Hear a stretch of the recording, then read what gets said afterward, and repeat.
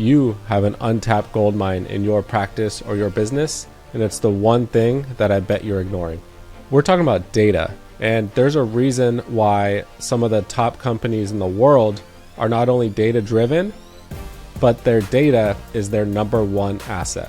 Let's talk about these key data points, how to gather them, how they're beneficial to your company or your practice, and of course, how to leverage that data to make a ton of dough.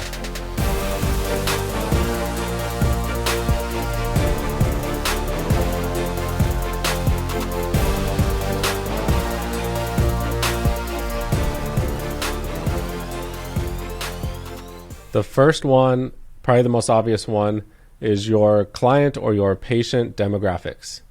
And you're likely already doing this, name, phone number, email, but then you want to get, gender, age, occupation. You can even go further than that with interest. Are they a parent? How many kids? Their kids' age. All of this data, some of the later ones aren't as necessary, but the more data you can get, the better. Because once you have that data, it's imperative to make some business decisions. The two biggest ones are your marketing messaging, who you're targeting, what that targeting says, who it's attracting. All that is very important, because if your marketing message is for young 20-year-olds who are, active and not in much pain, but your demographics and your services and so forth target a older demographic who are in pain, then you need to clean that up. Secondly, going the other way, this could help tailor your services. So if you do realize that most of your client base is for this example, the younger 20-year-old healthy lifestyle, then quite possibly your services need an addition or a change or a tweak to bring in more of those high quality patients. And a massive pro tip that I will probably reiterate with a lot of these data points is what you want to do is you want to find the top 20% of your client base. This means top 20% is their lifetime value with you, how long they spend with you, how much money they spend, how much you just enjoy them being part of your client or patient base is very important. Some might be high on the LTV, but they might just they might be a pain in the butt. So, grab that top 20% of clients or patients that you want to see every day and that make you the most money. Then you want to look at that data and you want to find more of those. So use your marketing efforts to find more of your favorite kind of clients. And then, of course, with that, like we said, also tailor your services to that 20% because that's who you want to attract. Okay, so here's another one that you already have this data and you need to analyze it a little better. And this is the visit frequency. That could be, how long it is between appointments, or you might find something that, these clients come in once a week, and then once they hit maybe that 3-month threshold, they just drop off, or they start coming once every quarter. And so you start to find these bottlenecks in your systems. So you just need to analyze that appointment data that you already have and start to identify where this drop-off is. So there's so many things you can do with this data. So you might, let's say you have a care plan that lasts for 3 months and you notice that when that's over, then the dip in scheduling just is crazy. So you might want to do proactive scheduling. Once that care plan and once that 3 months comes to or is coming to a close, you might want to introduce a recurring visit schedule that's on a maintenance plan. You may at that point want to introduce another care plan that's geared towards the maintenance side, but that gets all their appointments in line, and then you might see a reduction in that dip that you used to have. Outside of dips after care plans, you may just see a dip in the summer, and that you probably just feel that anyway, so you might not even need to look at the data for this example. But a specific example, you might see a dip in the second half of September that you might have not even known or felt. So analyze that data. And so let's say you do see that really low percentage of bookings during a certain time, then simply you could run a promotion during that time. You could increase your marketing efforts. You could do a referral campaign. You could do a patient appreciation day and then gather more referrals during that time. So you may want to just analyze those dips and then proactively plan for getting new patients or making an incentive for them to schedule during that time. All right, this next pro tip on this data is really cool. So when you're analyzing data and you start to notice that maybe after, let's say 3 months, that the appointment scheduling is just starting to diminish amongst all of your client base on average, then what you want to do is you want to make milestones. You want there to be some incentive at, say, month 4 to where they unlock something or they get a certain benefit or a certain discount. So whatever your business is, whatever your practice is, let's say you have an online coaching business. At 4 months, maybe they unlock this bonus material, or maybe they unlock a one-on-one call with you. So if it's a health practice, maybe at that 4-month milestone, they get to unlock one of your other services. So let's say it's massage or red light. Maybe they get a free session at that point, and that's something they can look forward to. So at that point, when you see that dip after 3 months, when you put this in place, these patients are going to be excited to hit that milestone. And then you keep making more and more milestones, and then you're going to see that lifetime value or that LTV of your clients increase for sure. All right, this next one is called treatment efficacy. And we're going to obviously talk about health practices with this one, but this can also be used to just track the benefits of your service in general for any business. Even for my marketing agency, just tracking the results or the client happiness is really going to tell a lot. So for health practices, what you want to do is constantly have a regular check-in to see. Easy one is just their pain levels. And so constantly get an update on their pain level. So this patient may have came in with a pain level 9. And so you want to continually, regularly track where they're at. After 6 months, they may be at a pain level 2. And so when you're tracking this amongst all your patients, this could be very key data. So this obviously gives insight to the patient themselves. If it's over a long period of time, they might not even realize how much better they feel or how horrible they felt in the beginning. So documenting that for them, even though they're in less pain, it's still a benefit to them. And then even the more exciting stuff that you can do with this is, I would believe it's the obvious one since I'm a marketing guy, but use that in your marketing material.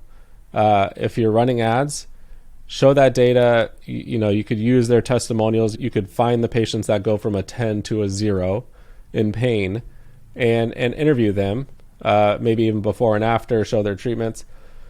But use these as case studies, and you can utilize that in your marketing material, whether it be paid ads online, whether it's just in office and it's printed out, and these new patients that are coming in just know they're in the right place. And sort of a rather unique way to utilize this data is internally to see where your practice is at, how good you guys are doing, how good maybe your staff is doing. You may see that one associate is absolutely crushing and getting fantastic results for their patients, while another one, all their patients are stagnant and not getting out of pain. So you might want to consider some adjustments in the roles in your practice. But then in general, if you're just seeing, let's say they're at a 10 pain, and then after 3 months they're at a 4, and then another 3 months they're still at a 4, another 3 months they might be at a 3. So you might just see that diminishing returns happening at a certain point. And so you might want to adjust your care plans and just realize where you might just need to adjust certain services. Maybe you need to increase a certain service at some point to get past that diminishing returns. Maybe you need to invest in other services to help bring them through the finish line. So if you're doing chiropractic adjustments and you're getting them out of pain for the most part, but they might just need shockwave therapy or decompression to sort of take them through the finish line of really getting out of pain. And then the same goes for if you have a weight loss clinic. You might see that they're losing a lot of the weight in the first 2 months, But then with almost all of the patients, they just kind of flatline. So maybe at that 2-month mark, you set something where maybe you introduce red light into your practice and they can just, shrink those fat cells and all that. Maybe at the 2-month mark, you change up that diet plan a bit. So just consider looking at that data and making a lot of fantastic pivots or changes in your practice for that. The next one is something that I use almost every episode. That is LTV. That is lifetime value. And if you don't know this is how much that client or patient is spending with you in total before they never see you again. So let's say you're a dentist and on average somebody comes in for 4 years of cleanings and they do a couple root canals and so forth, but then they just drop off. And so you're just seeing on average the lifetime value of what that patient spends. You want to average that amongst all your patients or clients. So that's your LTV. That is very important for any business to understand. That is essentially what your client is worth. In the health field, that might be as little as $1,500, as much as $10,000. Because if it's something like neuropathy, it might be on the higher end because these individuals with this intense nerve pain are really willing to do whatever it takes to get out of that pain, and some of those treatments are quite expensive. So the way to gather the LTV data is pretty simple. You just essentially look at how much each client has spent with you, especially the past patients, and then just get that number and average it over all of your clients. So like I said earlier, this really helps you understand who those high value clients or patients are. So once you get that data, like I said, I was always going to say this, look at the top 20%. What's the common characteristics of those people in your business who are spending the most money with you? Those are the people you want to focus on. That kind of patient or client are the people you want to focus on. And then, with that data that you have from the top 20%, again, focus your attention and marketing efforts and everything you do to align with that top 20% to bring in more of them. You could then even develop loyalty programs to keep more of those individuals in your practice and to also increase that LTV. So once you find your LTV, you want to look into ways to increasing that. And again, we can do that with the loyalty programs. We can do that with these milestones. And then you also want to introduce some referral systems, or simple or robust, but you want to utilize that to get more of those patients with the high LTV. Speaking of referrals, that's another key data point that you want to gather. And that's as simple as anytime a new patient comes in, hey, how did you hear about us? And this is going to tell you a lot about where these new patients are coming from. So once you look at that top 20%, let's see where they're coming from. Maybe a lot of them are coming from 5 influential people in your area and they're all referring them. So then you might want to look into that and increasing that referral system or referral benefits, especially from those individuals who are referring the most. Maybe they're all coming from a certain marketing channel. Maybe it's Facebook, or maybe it's Instagram. Maybe it's specifically, if you're really dialing it in like we do for our clients, maybe it's Instagram Reels from this specific ad, utilizing this specific targeting. That's where you want to introduce all of your marketing budget. So the more detail you can gather there with your marketing company on where they're coming from, if you do realize they're coming more from paid ads, that is going to be key into, hey, let's put all of our budget here. So the next one is satisfaction scores. And you can do this after every visit, after every appointment. Maybe you do this after every other appointment or every month. You choose the frequency that would work best to just really get real answers. If you're doing it every single visit and they come in twice a week, they might just blow through it and not give you honest answers. So pick a frequency that works, but this is going to be beneficial. It's similar to the sort of pain score, simple but really effective data to just understand what's working in your business or your practice, and you're relying on your clients to give you that data. Their data is the best data you can get because they're paying you and they're telling you, hey, this is great, this sucks, I wish you had this. They might even give feedback about a specific employee that you didn't realize was just such a rock star. So of course, in these surveys, you can allow them to be anonymous. You don't need to know who is submitting this information, and that might increase people to be a little bit more honest. And then of course, utilizing this data is pretty obvious. If everyone's saying a certain team member is awful, I think you know what to do at that point. If everybody is saying, man, this red light session is great, but I wish I could do more sessions in a week, or I wish the sessions were longer, I would pay more. Like, this is valuable information, and obviously you would make those adjustments.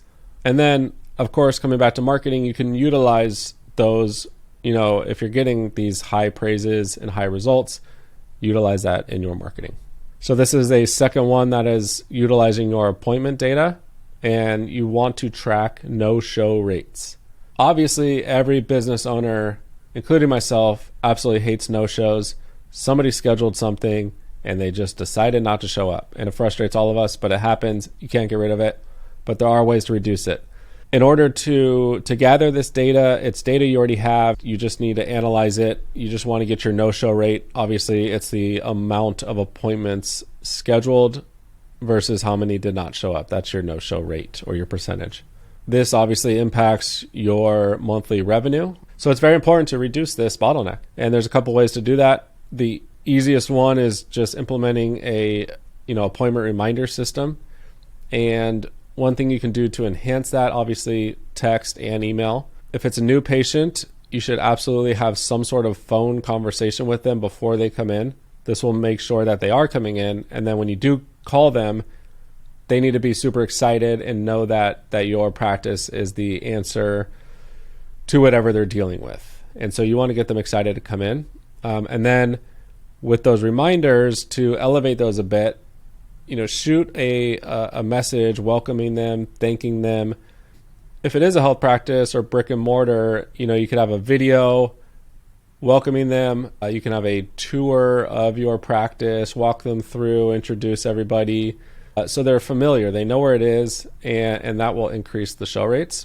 You may even want to introduce a cancellation policy, but the number one pro tip for reducing appointment no-shows is a prepayment system. More simply put, just taking a prepayment for that appointment. Now, you need to have a somewhat decent front desk person, whoever's taking that call. They need to be very comfortable. Like I said, they really need to let this patient know, or this client know, that this is where they need to be. They need to really get them excited. In our agency, we call it the HEAL method. H, we want our front desk to hear. So that's just, hey, what's going on? What kind of issues or pains are you dealing with? Let them vent. And then E, empathize. So you understand what they say, and then, oh man, that's got to be so tough. I can understand. We had patient John Doe with the same injury, that kept him off the slopes, until he came to see us. And so just empathize with them, let them know that that's tough. So the next in our HEAL method is A, and that's assure. So once you hear and empathize with them, then you assure them that this is the place for them. So I hear about your shoulder injury. Zach just had the almost identical injury while snowboarding, and he could barely lift his shoulder after coming to see us. In that first visit, increased mobility, all that, a little bit out of pain, but really the magic after about 8 or so visits is really where he was brought from a level 9 pain to a 2. He was back on the slopes. So this is going to be absolutely killer for you. I'm so excited for you to just come in and try this out. You're going to love it. So really just have that confidence of assuring them that this is the answer to all their desires that they've been thinking about for the last however long with this pain. And then L finally is lock in. And this is where this comes into play, is you want to lock in that appointment. And because they already know and they're excited, you need to confidently and casually do that with a prepayment. So it could be simply as, great, sounds good. We do have a lot of interest in these appointments, and because of that, in order to lock in your spot, we just require you to take care of that payment over the phone.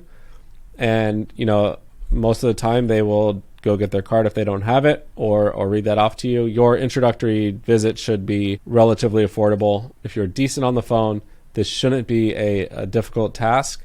If for some reason they do not have their card on them, maybe they're driving, maybe they're walking, and they truly do not have their card, then, in our agency, we have a automated prepayment system. You could implement this, or you can reach out to us if you'd like this, but just to give you an idea of what to implement is when our clients are done on the phone, they simply drag that opportunity card in our CRM over to prepayment needs to pay.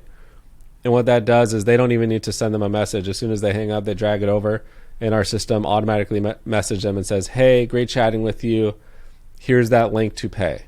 The rhetoric is that they just chatted, and this messaging takes it over, and they click the link and they pay, and then it automatically moves that opportunity card to the next stage, which shows that they did pay. If they don't pay, it's going to continually message them over the next couple of days, just letting them know we still need that before you come in. So you can do that. You don't absolutely need the system, but you just need to know if they can't take that payment to, if you're pen and paper, write that down. John Doe still needs to pay. Check in with them maybe once a day to make sure that they do that. Of course, like I said, prepayment isn't absolutely necessary, but it does a whole lot to reduce these no-shows because they paid and they have skin in the game. And if you're great on the phone, they're very excited to come in anyways. And the next one is service line profitability. This is simply just analyzing all the services in your business or practice and just looking at them individually at what they bring in and their profit. And this is one of those things where you may not be doing it now and you're thinking, why haven't I done this? So the way, of course, to gather this data is, let's say we're looking at a med spa practice. Let's say they're doing Botox and red light therapy. When you're looking at both of those pieces of data and your practice is booming, it still makes sense to look, and you might see that, boy, the red light is just, absolutely crushing it. And with that, we don't need that extra staff member. Whereas the Botox, if you're looking at overheads, you need a staff member full time for that. The injectables are very expensive. The appointment isn't priced right. The margins are slim. So when you're looking at that data, you might realize, okay, red light's the thing that's making us all the money. So you could consider possibly shifting services and marketing more of the red light, or you might want to look into increasing the prices simply on the Botox service, or making some adjustments there. Maybe you can find ways to minimize the overhead, maybe a more efficient staff member, or different products that are just as great in quality but a little bit more affordable, maybe bulk paying for those. So there's a lot of things you can do, but once you analyze that data, you will see the adjustments that you need to make, and that's going to make an immediate impact in your monthly profits.